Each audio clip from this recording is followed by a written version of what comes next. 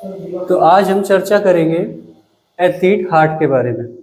ठीक है, athlete heart को समझेंगे कि एथलीट हार्ट होता क्या है, वो बनता क्या है, एक सामान्य हृदय हमारा क्या क्या करना पड़ता है कि वो एथलीट हार्ट हो जाता है ना। उसकी मांसपेशियां कैसे मजबूत हो जाती है, कैसे उसके वेंट्रिकल का साइज बढ़ जाता है ना।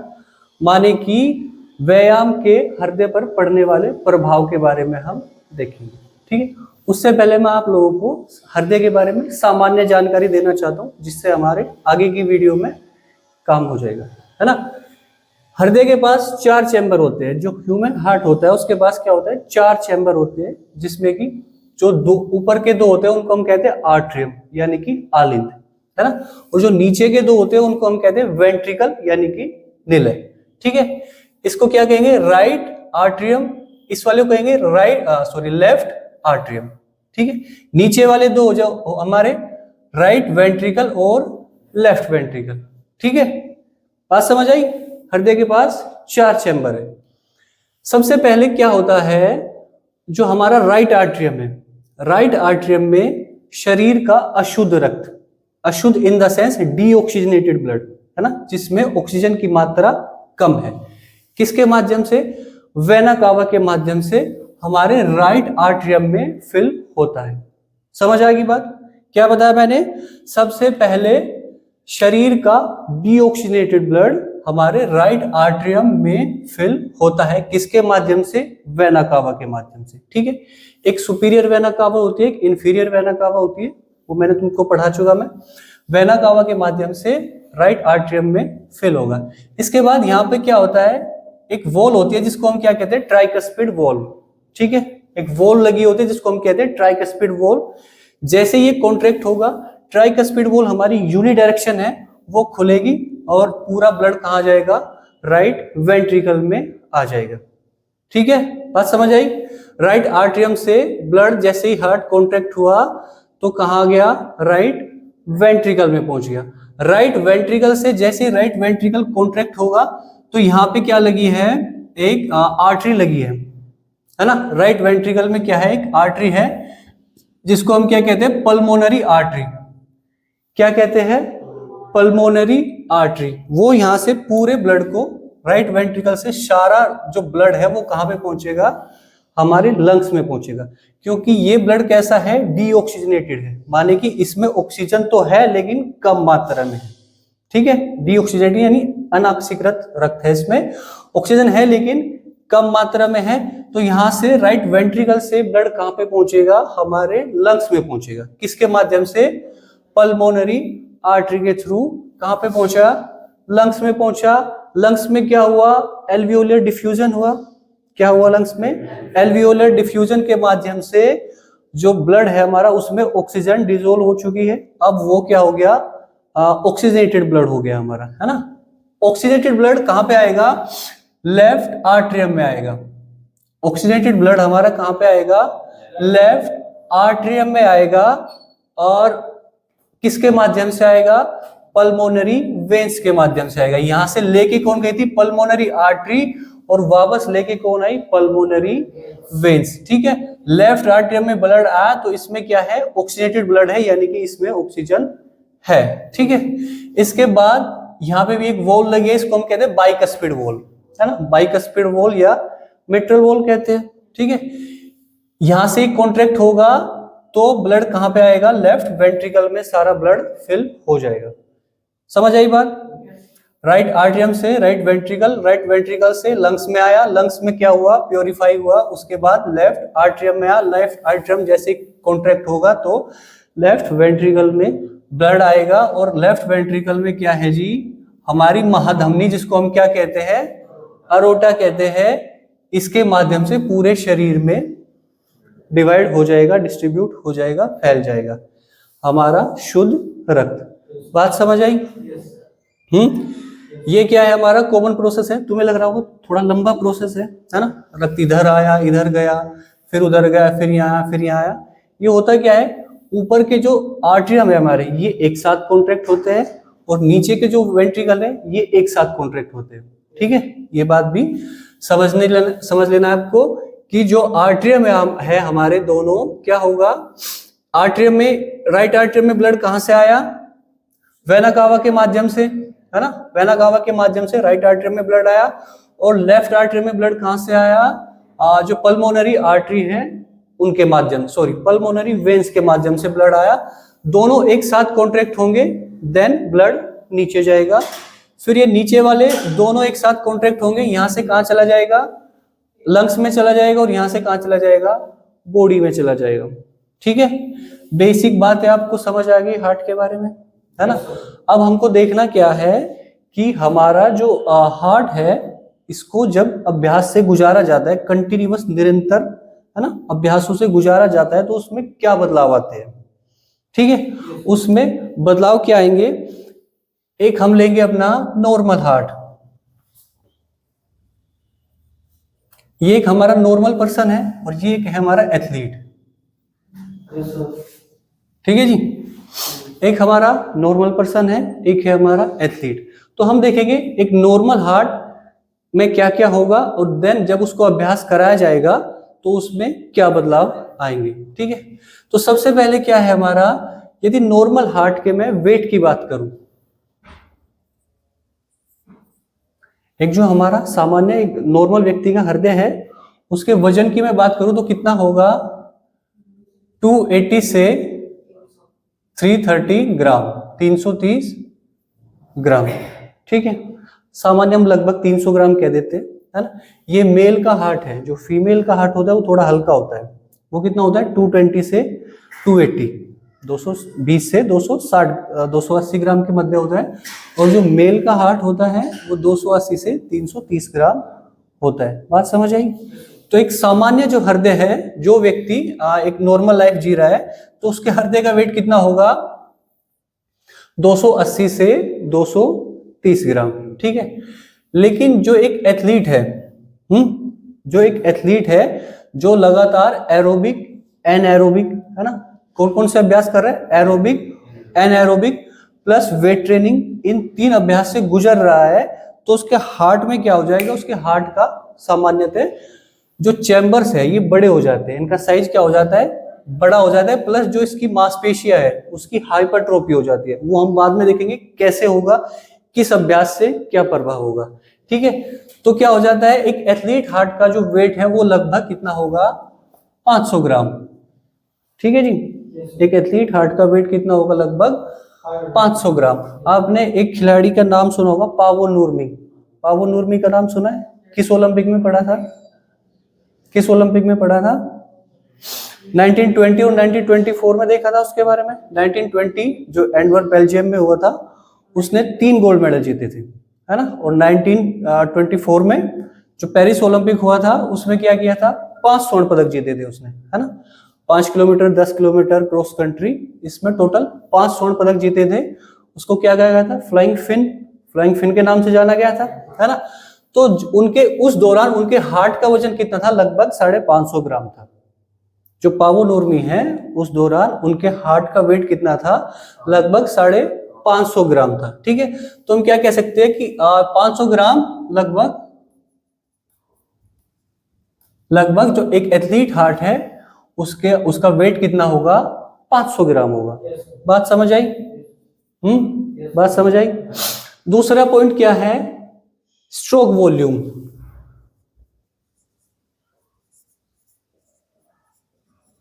स्ट्रोक वॉल्यूम जानते हो क्या होता है,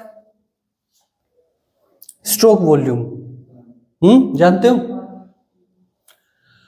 जो हमारा लेफ्ट वेंट्रिकल है, हमारे हार्ट का जो लेफ्ट वेंट्रिकल है, उसके द्वारा एक बार में, सिर्फ एक बार में पंप की गई रक्त की मात्रा, समझ आई।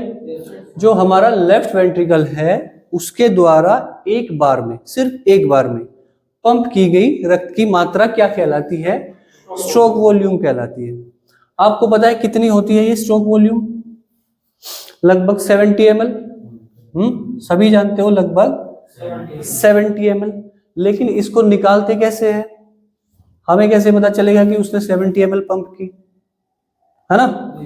तो इसका फॉर्मूला है, स्ट्रोक वॉल्यूम निकालने का फॉर्मूला है, क्या है, stroke volume is equal to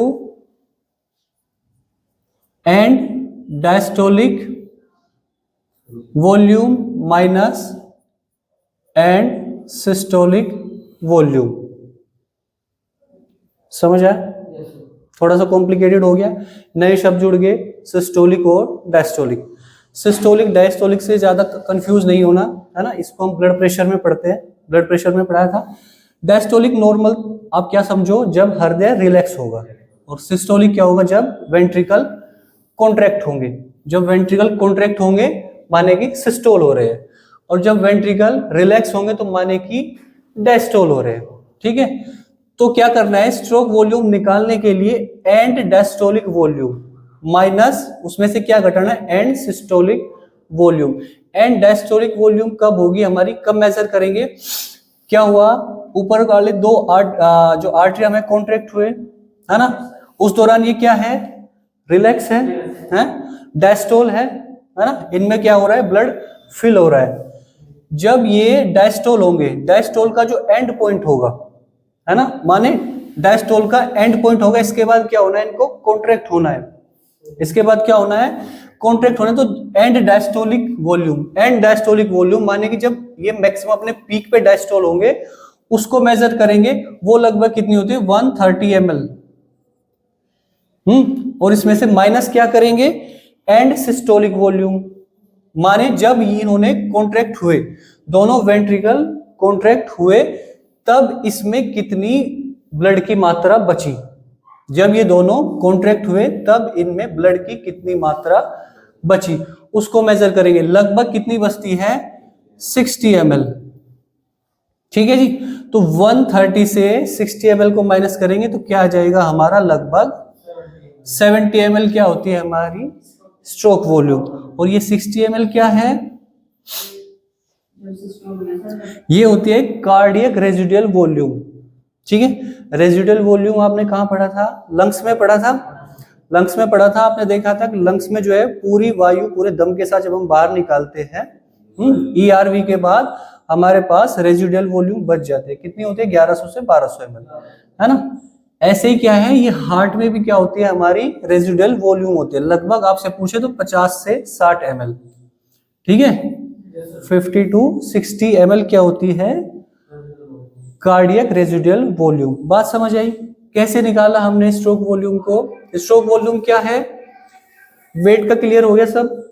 इसके बाद स्ट्रोक वॉल्यूम देख रहे थे। स्ट्रोक वॉल्यूम क्या है, जो हमारा लेफ्ट वेंट्रिकल है, जो दायां निलय है, दाएं निलय से एक बार में पंप की गई रक्त की मात्रा को हम क्या कहते हैं, स्ट्रोक वॉल्यूम। कितनी होती है वो, लगभग 70 ml। इसका फॉर्मूला क्या है, stroke volume is equal to end diastolic volume यानी EDV, end diastolic volume minus end systolic volume. End diastolic volume मैंने बताया क्या होती है, लगभग कितनी होगी हमारी 130 ml, और एंड सिस्टोलिक वॉल्यूम लगभग हमारे 60 ml। इसको माइनस करेंगे तो हमारी क्या आ जाएगी, स्ट्रोक वॉल्यूम आ जाएगी। बात समझ आई, बात समझ आई। इसको हटा दूं,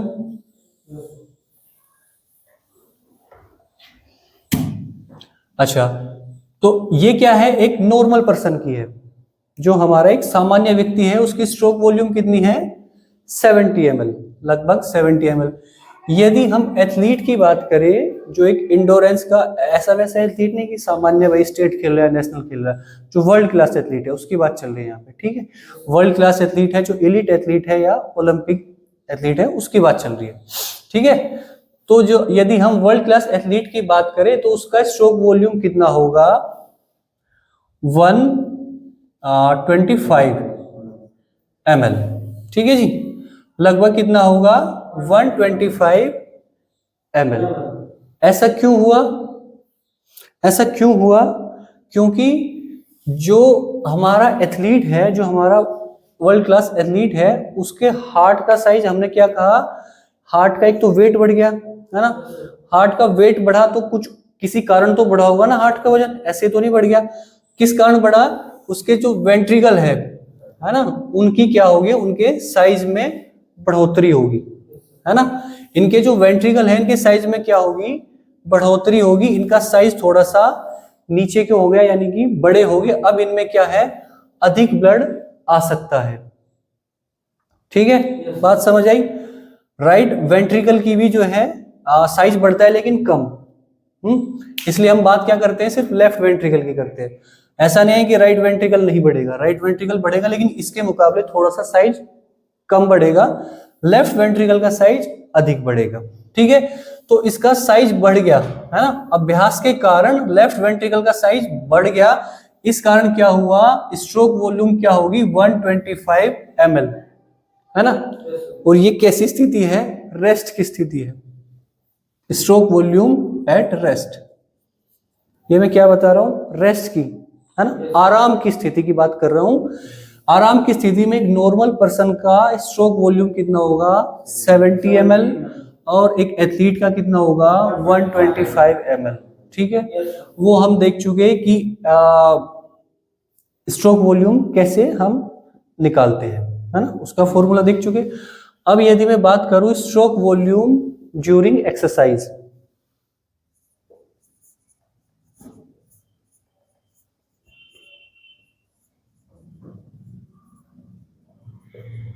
स्ट्रोक वॉल्यूम ड्यूरिंग एक्सरसाइज माने कि अभ्यास के दौरान जो सामान्य व्यक्ति है इसकी स्ट्रोक वॉल्यूम कितनी हो जाएगी। ठीक है, आराम की स्थिति में कितनी थी, 70 ml, है ना। अच्छा, तो होता क्या है, जो एक सामान्य व्यक्ति का हार्ट है, हमने क्या देखा था, इसकी टोटल वॉल्यूम कितनी है, टोटल वॉल्यूम कितनी है, 130 ml। 130 ml है, जो टोटल कुल वॉल्यूम है हमारे हार्ट की कितनी है।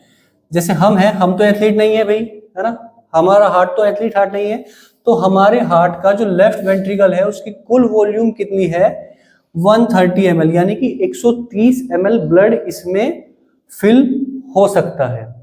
ठीक है, जिसमें से क्या होता है, हार्ट कितना पंप करता है, लगभग 70 ml को तो जो है स्ट्रोक वॉल्यूम के साथ पंप कर देता है, लेकिन 60 ml जो है ना, कार्डियक रेजिडुअल वॉल्यूम के रूप में बचा के रखता है।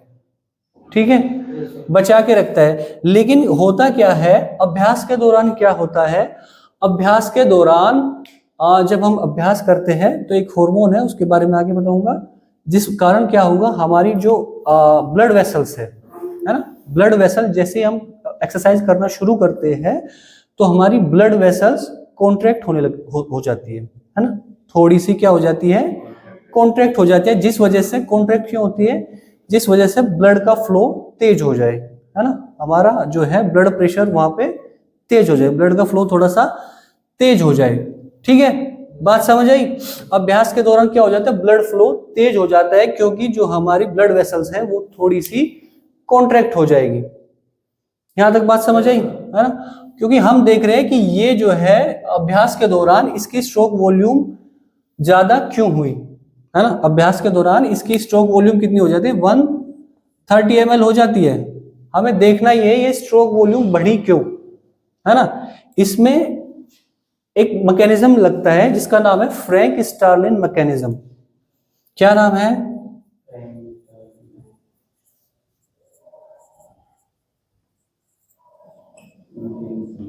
Frank स्टार्लिन mechanism. ये एक दो व्यक्ति थे, ओटो फ्रैंक और एक स्टार्लिंग नाम का व्यक्ति था। इन्होंने क्या बताया था कि जो हमारे वेंट्रिकल है ना, जो हमारे वेंट्रिकल है, जो इनकी दीवारें हैं वो क्या है, फ्लेक्सिबल है। ठीक है, क्या बताया था कि ये जो इसकी दीवारें है ना, ये क्या है, फ्लेक्सिबल है। तो इन्होंने बताया जितनी तेजी से ऊपर से ब्लड आएगा, ठीक है, जितनी तेजी से हमारे आर्टरियम से ब्लड नीचे आएगा उतना ही ये अधिक स्ट्रेच होगी। ठीक है, उतना ही ये अधिक ये नीचे की तरफ क्या होगी, स्ट्रेच होगी। स्ट्रेच होगी तो उतनी ही तेजी से ये ऊपर की तरफ जाएगी। जब कॉन्ट्रैक्शन होगा उतनी ही तेजी से ऊपर की तरफ जाएगी, तो अधिक मात्रा में ब्लड क्या है, शरीर के पास पहुंचेगा, माने कि हमारी स्ट्रोक वॉल्यूम बढ़ जाएगी, है ना। तो हमने क्या देखा था, हमने अभ्यास किया तो हमारी जो ब्लड वेसल है वो क्या होने लगी, कॉन्ट्रैक्ट होने लगी। कॉन्ट्रैक्ट क्यों हुई, क्योंकि ब्लड का फ्लो बढ़ाना है। कॉन्ट्रैक्ट हुई तो ब्लड का फ्लो बढ़ा, ब्लड का फ्लो बढ़ा तो तेजी से ब्लड आया इनमें और तेजी से नीचे आया, है ना। इनमें तेजी से ब्लड आया और तेजी से नीचे आया। तेजी से नीचे आएगा तो सीधी सी बात है, फ्रैंक स्टर्लिन मैकेनिज्म क्या कहता है, जब इसमें तेजी से नीचे आएगा तो ये नीचे की तरफ और अधिक क्या होगी, स्ट्रेच होगी और देन तेजी से ही ये ऊपर की तरफ जाएगी। बात समझ आई, है ना। जितनी तेजी से इनमें ब्लड आएगा उतनी ही तेजी से ये ऊपर जाएगी कॉन्ट्रैक्शन के दौरान, जिस कारण व्यक्ति की क्या होगी, स्ट्रोक वॉल्यूम है वो बढ़ जाएगी, है ना। माने कि जितना टोटल वेंट्रिकल में टोटल कितनी 130 ml है, पूरा का पूरा वेंट्रिकल क्या है उसको शरीर में भेज देगा। बात समझ आई, बात समझ आई क्यों आई, है ना। फ्रैंक स्टर्लिन मैकेनिज्म क्या कहता है ये समझ आया। चलो समझ ही आनी चाहिए तुम्हारे।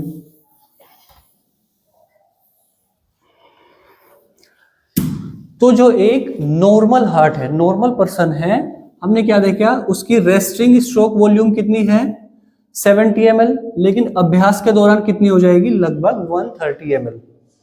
ठीक है, अभ्यास के दौरान कितनी हो जाएगी, लगभग 130 ml। और जो हमारा एथलीट हार्ट है ना, एथलीट हार्ट जो है इसकी तो सामान्य क्योंकि इसका चैम्बर का साइज बड़ा हो चुका है ना, इसकी तो रेस्टिंग हार्ट रेट ही 225 ml है। तो अभ्यास के दौरान इसकी कितनी हो जाएगी, लगभग 200 से 220 ml।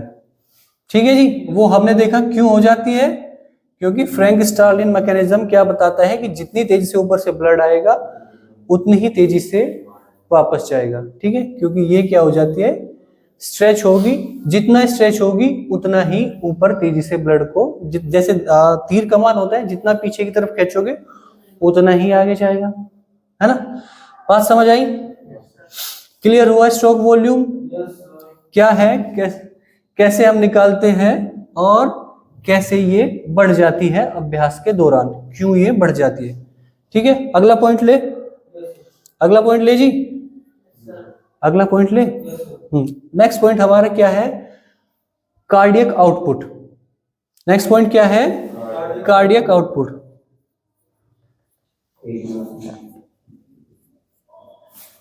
Cardiac output at rest.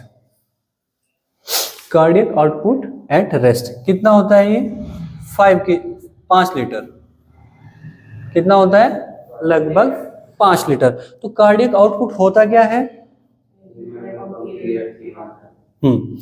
हमारा जो लेफ्ट वेंट्रिकल है, लेफ्ट वेंट्रिकल के द्वारा 1 मिनट में, है ना, लेफ्ट वेंट्रिकल के द्वारा 1 मिनट में पंप की गई रक्त की मात्रा, शरीर की तरफ पंप की गई रक्त की मात्रा को हम क्या कहेंगे, कार्डियक आउटपुट कहेंगे। समझ आई बात। कार्डियक आउटपुट क्या है, स्ट्रोक वॉल्यूम और कार्डियक आउटपुट में थोड़ा सा ही अंतर है। स्ट्रोक वॉल्यूम एक बार में पंप की गई और कार्डियक आउटपुट 1 मिनट में पंप की गई मात्रा, किसके द्वारा, लेफ्ट वेंट्रिकल के द्वारा। किस तरफ, शरीर की तरफ। कितनी हो जाएगी, 5 लीटर। कैसे पता करेंगे कि 5 लीटर क्या होगी, है ना। कार्डियक आउटपुट का फॉर्मूला क्या है, कार्डियक आउटपुट का फॉर्मूला क्या है जी, स्ट्रोक वॉल्यूम गुणा हार्ट रेट। भाई कार्डियक आउटपुट कैसे निकाल पाएंगे, स्ट्रोक वॉल्यूम माने कि एक बार में कितनी 70 ml ब्लड पंप करता है, एक बार में हमारा हृदय 70 ml ब्लड पंप करता है। और कितनी बार धड़क रहा है हमारा हृदय, 70 से 75 बार कॉमन, है ना। 70 यदि लगाए तो 70 बार ही धड़क रहा है, तो कितना हो जाएगा, 4900 ml हो जाएगा। तो इसको लगभग हम क्या लिख देते हैं, 5 लीटर लिख देते हैं। समझ आई बात। कार्डियक आउटपुट क्या है, 1 मिनट में हृदय के लेफ्ट वेंट्रिकल के द्वारा की गई रक्त की मात्रा, है ना। और उसको निकालते कैसे है, कार्डियक आउटपुट बराबर स्ट्रोक वॉल्यूम। स्ट्रोक वॉल्यूम क्या है, एक बार में पंप की गई और गुणा हार्ट रेट, यानी कि हृदय 1 मिनट में कितनी बार धड़कता है, 70 बार। तो 70 × 70 लगभग ये 49 ml, या कह सकते हैं हम 5 लीटर हमारी क्या है, रेस्टिंग कार्डियक आउटपुट होती है। ठीक है, माने कि 5 लीटर रक्त जो है हमारा ब्लड 1 मिनट में हमारे शरीर की तरफ, सॉरी, हमारा लेफ्ट वेंट्रिकल हमारे ब्लड को 5 लीटर ब्लड को 1 मिनट में शरीर की तरफ भेज देता है। ठीक है,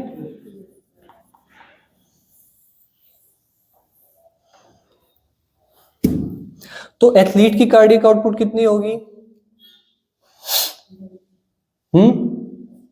जो हमारा एथलीट हार्ट है उसकी कार्डियक आउटपुट कितनी होगी? कितना अंदाजा लगाओगे? नहीं जी, वो भी कितनी होगी? 5 लीटर ही होगी। ठीक है, एक एथलीट को भी 5 लीटर ही ब्लड चाहिए आराम की स्थिति में, है ना। उसका कुछ और भी कारण है कि इनकी 5 लीटर ही क्यों होगी, वो आगे धीरे धीरे बढ़ेंगे। ठीक है, यहां तक समझ आया? रेस्टिंग कार्डियक आउटपुट दोनों की कितनी है? 5 लीटर। ठीक है, एक एथलीट की भी और एक किसकी? नॉर्मल व्यक्ति की भी। ठीक है, यदि हम एक्सरसाइज की बात करें, ड्यूरिंग एक्सरसाइज,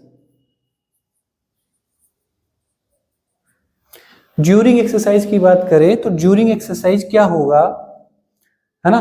आपको पता है, मैंने तुमको जब सर्कुलेटरी सिस्टम पढ़ाया था तो उसमें क्या कहा था, हार्ट में क्या होता है, जो विद्युत आवेग है ना, इलेक्ट्रिक इंपल्स है, वो कहां से जनरेट होते हैं? ऐसे नोड से। हार्ट में जो इलेक्ट्रिक इंपल्स है वो ऐसे नोड से जनरेट होते हैं, है ना। ऐसे नोड क्या है? ये क्या दिख रहा है तुम्हें, जो हार्ट के, ये तो चैम्बर है हमारे, इसके जो चारों तरफ मैंने बनाई, ये क्या है? मांसपेशी है, जिसको हमने क्या कहा? मायोकार्डियम। ये क्या है? हार्ट की मांसपेशी है, जिसको हमने क्या कहा? मायोकार्डियम। और ये मायोकार्डियम भाई कोई मांसपेशी है तो किससे बनी है? टिश्यू से बनी है। टिश्यू किससे बना है? सेल से बना है। तो इन सेंस क्या कह सकते हैं हम, ये मांसपेशी सेल है ना, ये सेल है। इन सेल में सिर्फ 1% सेल, 1% सेल क्या होती है? थोड़ी यहां होगी, है ना, थोड़ी यहां होगी, कुछ इधर होगी, कुछ इधर होगी, ऐसे ऐसे करके हमारे पास कुछ ऐसी सेल होती है। ये क्या है हमारा? ऐसे नोड। ठीक है, मैं क्या समझाना चाह रहा हूं, सामान्य स्थिति में हमारे हृदय का मस्तिष्क से कोई संपर्क नहीं होता। ठीक है, सामान्य स्थिति में जब हम अभ्यास नहीं कर रहे हैं, नॉर्मल हमारी हार्ट रेट है, हमारे हृदय का हमारे मस्तिष्क से कोई संपर्क नहीं होता। ये जो ऐसे नोड है ये ऑटो एक्साइटेबल सेल है। ठीक है, माने ये खुद से डीपोलराइज हो सकती है। ठीक है, ऐसे नोड क्या है? खुद से डीपोलराइज हो जाती है, माने कि 1 मिनट में 70 से 72 बार ये क्या कर लेते? खुद ही अपने अंदर सोडियम लेती है और इलेक्ट्रिक इंपल्स जनरेट करती है हार्ट के लिए। और ये इलेक्ट्रिक इंपल्स ऐसे नोड एबी नोड को देगा, उसके बाद बंडल ऑफ हिस को देगा, फिर परकिंजे फाइबर में देगा, और परकिंजे ब्रांचेस में देगा, और परकिंजे फाइबर में देगा, है ना। यही है ना कंडक्शन ऑफ हार्ट, जब हमने पढ़ा था, है ना। तो जो ये ऐसे नोड है, ये क्या है? 1 मिनट में 70 से 72 बार खुद ही क्या हो जाता है? डीपोलराइज हो जाता है और हार्ट के लिए सिग्नल जनरेट करता है, इलेक्ट्रिक इंपल्स जनरेट करता है। लेकिन ड्यूरिंग एक्सरसाइज, है ना, ड्यूरिंग, अब ये तो क्या कर रहा, सामान्य स्थिति में 70 से 72 बार धड़क सकता है, लेकिन अभ्यास के दौरान क्या होता है भाई, 70 से 72 बार यदि हार्ट बीट हो रही है तो काम नहीं चलेगा ना, क्योंकि अधिक ऑक्सीजन की आवश्यकता हुई, है ना, सब कुछ अधिक हो गया, अधिक ऑक्सीजन की आवश्यकता हुई, अधिक, है ना। तो जिस कारण क्या है, अब हार्ट बीट को बढ़ाना पड़ेगा, है ना। क्या करना पड़ेगा? हार्ट बीट को बढ़ाना पड़ेगा। हार्ट बीट को बढ़ाने के लिए होता क्या है, शरीर में क्या बदलाव होता है? जैसे हमने अभ्यास शुरू किया, यहां तक समझ आ रहा है? कुछ ज्यादा तो नहीं हो गया? जैसे ही हमने अभ्यास शुरू किया, उस दौरान क्या होता है, क्षण भर के लिए, है ना, क्षण भर के लिए जो हमारे वेंट्रिकल है, उनका साइज थोड़ा सा कम होता है। साइज थोड़ा क्या हो जाता है? डिक्रीज हो जाता है, कम हो जाता है, और जिस कारण स्ट्रोक वॉल्यूम थोड़ी सी कम हो जाएगी। ठीक है ना। एक बात तो क्या हो जाएगी, जैसे ही अभ्यास शुरू किया, एक पॉइंट तो क्या हो गया, जो हमारा जो वेंट्रिकल है, या हम या कह सकते हैं कि स्ट्रोक वॉल्यूम है, स्ट्रोक वॉल्यूम हमारी कुछ देर के लिए, क्षण भर के लिए डिक्रीज होगी, है ना। और हमको करनी क्या है, इंक्रीज करनी है, क्योंकि अभ्यास कर रहे हैं तो अधिक ऑक्सीजन की आवश्यकता पड़ेगी अब तो। लेकिन ये हुई थोड़ी देर के लिए डिक्रीज, है ना, डिक्रीज हुई। उसी के साथ साथ क्या होगा, शरीर में जैसे हमने अभ्यास करना शुरू किया, टेम्परेचर बढ़ रहा है, एनर्जी वेस्ट हो रही है ना, एनर्जी, अधिक एनर्जी बनाने के लिए शरीर को क्या करना है, ऑक्सीजन चाहिए, है ना। तो शरीर क्या फील करता है, इमरजेंसी की कंडीशन फील करता है। शरीर क्या करता है, इमरजेंसी की कंडीशन फील करता है ना। शरीर को क्या लगेगा कि कुछ ना कुछ इमरजेंसी की कंडीशन है शरीर में, है ना। और मैंने क्या बताया था, एक हार्मोन है हमारा जो इमरजेंसी की कंडीशन में क्या होता है, सिक्रेशन बढ़ता है उसका। कौन सा हार्मोन है?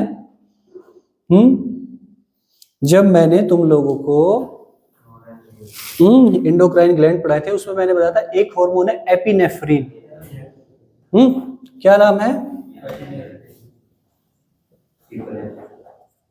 हाँ जी, एपिनेफ्रिन। एपिनेफ्रिन के बारे में तुमने ट्रिपल एफ भी पढ़ा होगा, फियर, फाइट और फ्लाइट, इसी के बारे में बताया था ना। तो एक हार्मोन है हमारा, इसका नाम है एपिनेफ्रिन। निकलता कहां से है ये? एड्रिनल ग्लैंड के मेडुला से, एड्रिनल ग्लैंड के मेडुला से निकलता है। और मैंने बताया था ये हार्मोन है, इसको क्या इसका संपर्क किससे है? हार्ट, हमारे ब्रेन से है डायरेक्ट, है ना। बाकी जितने भी हार्मोन है उनको कौन कंट्रोल करता है? Pituitary gland. लेकिन इनको एपिनेफ्रिन और नोर एपिनेफ्रिन को हमारा मस्तिष्क, ठीक है, उससे जुड़े होते हैं। तो जैसे ही शरीर में क्या होगी, इमरजेंसी की कंडीशन डेवलप होगी, तो जो हमारा फियर, फाइट और फ्लाइट यानी ट्रिपल एफ हार्मोन, नाम क्या है? एपिनेफ्रिन है। ये क्या हो जाएगा, इसका सिक्रेशन बढ़ जाएगा शरीर में। और ये कहां पहुंचेगा? ये हमारे मस्तिष्क में पहुंचेगा, ठीक है। मस्तिष्क में मेडुला ओब्लोंगटा के अंदर क्या है हमारा? Cardiovascular centre. क्या है? Cardiovascular centre. उसको क्या कर देता है? उसको सक्रिय कर देता है, जिस कारण क्या होता है, हमारी हार्ट रेट बढ़ जाती है, ठीक है। जिस कारण हमारी क्या हो जाती है, हार्ट रेट बढ़ जाती है। और क्या क्या करता है ये? इसके साथ साथ जो एपिनेफ्रिन हार्मोन है, जो भी इमरजेंसी की कंडीशन में उसको सही लगता है वो करता है। और क्या करता है, जो हमारा ब्रोंको एरिया है ना, इसको क्या करता है? डायलेट कर देता है, ठीक है। जो हमारा रेस्पिरेटरी एरिया है उसको क्या करता है? डायलेट कर देता है, ताकि अधिक ऑक्सीजन हमारे अंदर पहुंचे। और क्या करता है, जो हमारी ब्लड वेसल्स है उनको क्या कर देता है? कॉन्ट्रैक्ट कर देता है ना। ब्लड वेसल को क्या करता है? वासो कॉन्ट्रैक्शन का कार्य करता है, ताकि ब्लड फ्लो तेज बना रहे, ठीक है। बात समझ आ गई? तो इस वजह से क्या होगा, ड्यूरिंग एक्सरसाइज, है ना, जो हमारी कार्डियक आउटपुट है ड्यूरिंग एक्सरसाइज, एक सामान्य व्यक्ति की कितनी हो जाएगी? लगभग 25 लीटर, 25 लीटर, ठीक है। समझ आई? लगभग 25 लीटर क्या हो जाएगी? ड्यूरिंग अभ्यास के दौरान एक सामान्य व्यक्ति की कार्डियक आउटपुट लगभग 25 लीटर हो जाएगी, है ना। वो हमने देखा क्यों हुई, है ना, किस कारण हुई, किसकी वजह से हुई। और यदि एक एथलीट हार्ट की बात करें तो एथलीट हार्ट में ये कहां तक पहुंच जाएगी? लगभग 40 लीटर, लगभग 40 लीटर, है ना। कहां पे पहुंच जाएगी? लगभग 40 लीटर क्या होगी? कार्डियक आउटपुट होगी, ठीक है। बात समझ आई यहां तक? वेट समझ आया? वेट में क्या बदलाव होगा? 280 से 330 ग्राम है सामान्य, लेकिन 500 ग्राम लगभग हो जाएगा। स्ट्रोक वॉल्यूम जो रेस्ट है वो 70 ml होगी, लेकिन एथलीट हार्ट में वो 125 ml हो जाएगी। जो स्ट्रोक वॉल्यूम ड्यूरिंग एक्सरसाइज है ना, वो नॉर्मल व्यक्ति में कितनी होगी? 130 ml होगी, लेकिन एक एथलीट हार्ट में 200 से 220 ml तक वो पहुंच जाएगी। उसके बाद कार्डियक आउटपुट एट रेस्ट, आराम के दौरान जो कार्डियक आउटपुट है एक नॉर्मल हृदय की वो कितनी होगी? 5 लीटर। 5 लीटर ये हमारी एथलीट हार्ट की होगी। ड्यूरिंग एक्सरसाइज, अभ्यास के दौरान क्या होगा? अभ्यास के दौरान हमने देखा कि थोड़ा बदलाव आएगा शरीर में, है ना। और जो हमारी हार्ट रेट है वो बढ़ जाने के कारण हार्ट रेट बढ़ जाएगी प्लस स्ट्रोक वॉल्यूम भी बढ़ जाएगी, तो इस कारण 25 लीटर रक्त जो है ब्लड हमारा हार्ट हमारा पंप करेगा, है ना। और एथलीट हार्ट की कंडीशन में ये लगभग 40 लीटर पंप करेगा, ठीक है। अगली चीज आती है हमारी रेस्टिंग हार्ट रेट। क्या आती है?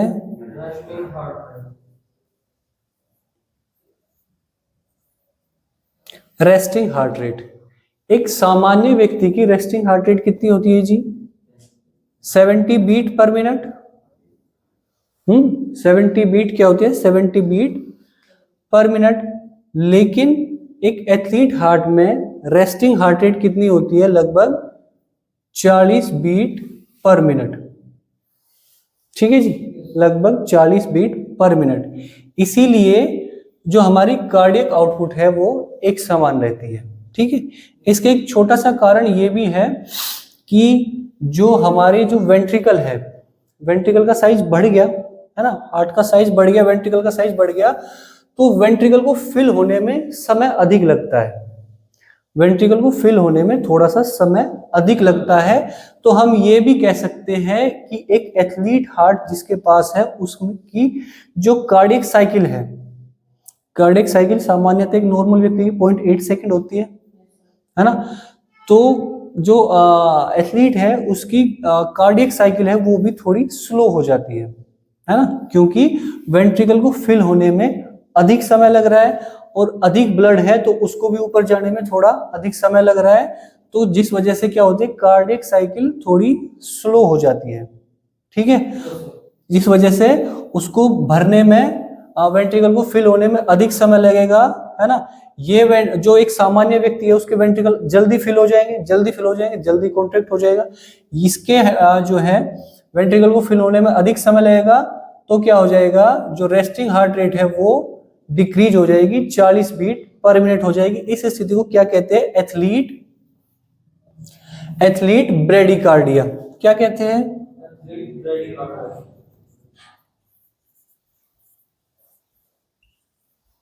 Athlete bradycardia. माने कि ब्रेडिकार्डिया क्या स्थिति होती है? वैसे नॉर्मल व्यक्ति में हो जाए तो मर जाएगा, है ना, इतनी डिक्रीज हो जाए, इतनी heart rate 40 beat per minute तक आ जाए तो व्यक्ति क्या हो जाएगा, हार्ट फेलियर हो जाएगा, व्यक्ति मर जाएगा। लेकिन एथलीट में ये कॉमन है। ब्रेडिकार्डिया की स्थिति एक आम आदमी में जानलेवा है। यदि 60 बीट पर मिनट से नीचे किसी का हार्ट पंप कर रहा है ना, किसी की हार्ट बीट जो है 1 मिनट में 60 से नीचे आएगी तो उसको क्या कहेंगे? ब्रेडिकार्डिया कहेंगे, उसको तुरंत डॉक्टर के पास जाना चाहिए, है ना। लेकिन एक एथलीट में ये चीजें सामान्य होती है, इसलिए इसको एथलीट ब्रेडिकार्डिया कहा गया, ठीक है, क्योंकि उसकी लगभग 40 बीट पर मिनट है, उसका रीजन है, ठीक है, उसका क्या है, कुछ रीजन है। बात समझ आई? इसके बाद हार्ट रेट ड्यूरिंग एक्सरसाइज। जो हार्ट रेट है ड्यूरिंग एक्सरसाइज, अभी तो क्या थी, रेस्टिंग हार्ट रेट थी। हार्ट रेट ड्यूरिंग एक्सरसाइज कितनी हो जाएगी? जो एक सामान्य व्यक्ति है उसमें लगभग 200 बीट पर मिनट, है ना। और जो एक सामान्य जो एक एथलीट है उसमें ये कितनी होगी? 190 से 200 बीट पर मिनट। बात समझ आई? बात समझ आई? ये हमारे कुछ बदलाव होंगे, ये बदलाव आपको बहुत बेहतर तरीके से याद करने हैं, ठीक है। ये कुछ बदलाव होंगे हमारे, किसकी वजह से? अभ्यास करने की वजह से। ये हमारा नॉर्मल हार्ट है और ये बदलाव हमारे कैसे हुए? एथलीट हार्ट में। लेकिन कैसे अभ्यास? सवाल आता है किस प्रकार के अभ्यास से, है ना। ये बदलाव तो आए लेकिन किस प्रकार के अभ्यास से, मैं किस प्रकार के अभ्यास से और किस प्रकार के स्तर के खिलाड़ी में, किस खिलाड़ी में, है ना, उसके बारे में भी थोड़ा देखेंगे हम। इसको हटा दूं मैं, ये नीचे हटा देता हूं थोड़ा,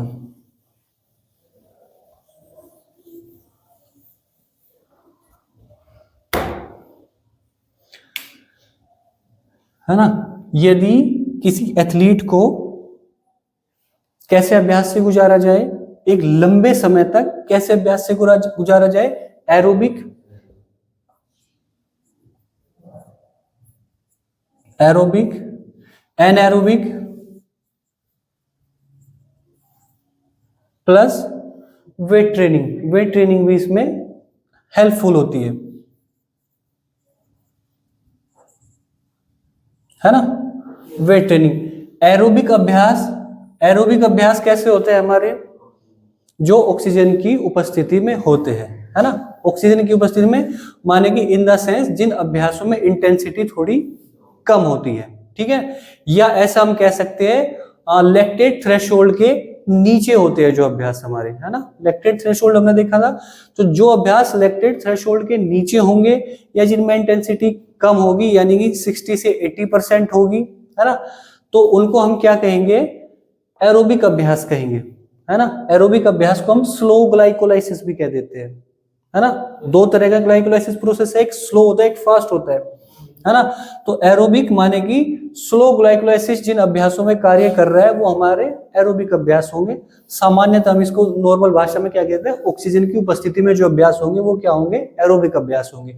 तो एरोबिक अभ्यास करने से क्या होता है, जो हमारे वेंट्रिकल है ना, वेंट्रिकल के साइज में इंक्रीज होता है ना।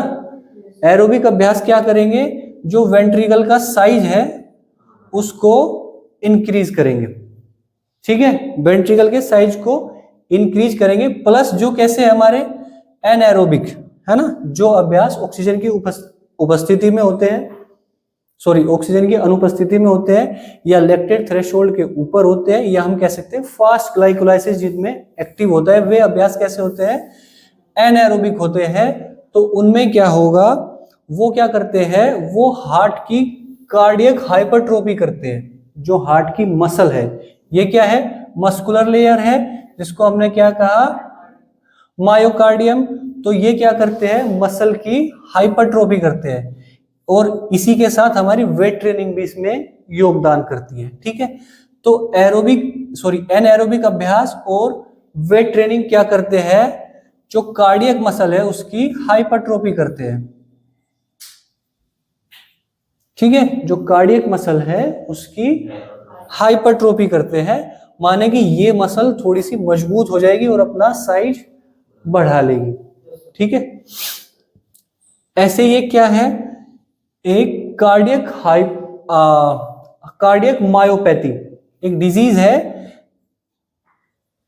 कार्डियक मायोपैथी, है ना। इसमें क्या होता है, जो कार्डियक की मसल है ना, जो कार्डियक मसल है यानी मायोकार्डियम है, उनकी नॉर्मल कंडीशन में जो सामान्य व्यक्ति है उसमें क्या हो जाएगा, मांसपेशी बढ़ने लगेगी, उसकी हाइपरट्रोफी होने लगेगी। तो उसको हम एक बीमारी के रूप में देखेंगे, ठीक है। ये एक बीमारी भी होती है और एथलीट की एक कंडीशन भी होती है, ठीक है।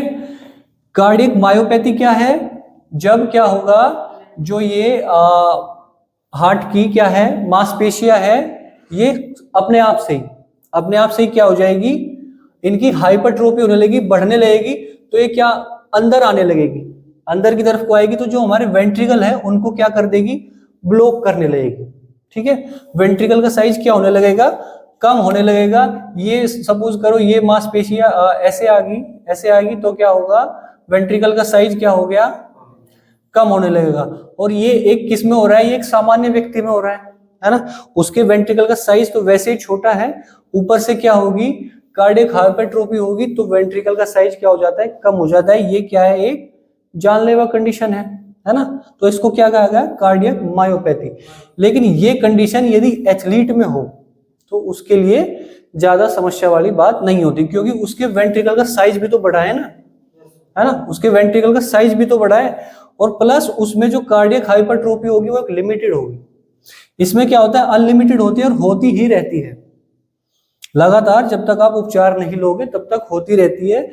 ये जो हमारी कार्डियक हाइपरट्रोफी है एथलीट हार्ट में, ये क्या है, नॉन परमानेंट है, लगभग 3 महीने में, लगभग कितना, लगभग 3 मंथ में ये क्या है, दोबारा से अपनी उसी स्थिति पे पहुंच जाएगी, ठीक है, जो हमने एथलीट हार्ट पढ़ा है, यदि कोई व्यक्ति अभ्यास करना बंद कर दे, है ना, तो लगभग 3 महीने के बाद उसका हृदय पुनः एक सामान्य व्यक्ति जैसा हो जाएगा, है ना। एथलीट हार्ट एक परमानेंट कंडीशन नहीं है, समझ आया?